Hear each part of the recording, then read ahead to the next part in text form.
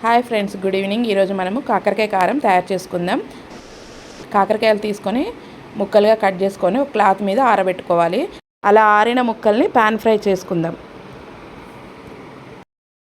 Pan fry కోసం oil పోసుకొని కొంచెం కొంచెం ముక్కలు వేసి ఫ్రై చేయాలి. బ్రౌన్ కలర్ వచ్చే వరకు ఫ్రై చేసుకోవాలి. పాన్ ఫ్రై చేసుకున్న ముక్కలన్నిటిని ఒక బౌల్లోకి తీసుకొని ఇప్పుడు మళ్ళీ ఆయిల్లో ఫ్రై చేసుకున్న ముక్కలన్నిటిని వేసి కొంచెం కారం, పసుపు, ధనియా పౌడర్, సాల్ట్,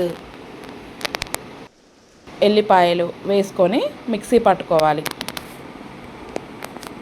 ఎల్లిపాయ కారం రెడీ చేసుకోవాలి. ఈ రెడీ చేసుకున్న కారాన్ని మనం ఫ్రై చేసుకున్న ముక్కలకి యాడ్ చేసుకోవాలి. బౌల్లోకి సర్వ్ చేసుకోవాలి. అంతే. ఇలా రెడీ అయిపోయిన ఫ్రైని వేడివేడి అన్నంతో, సాంబార్తో సర్వ్ చేసుకుంటే చాలా బాగుంటుంది.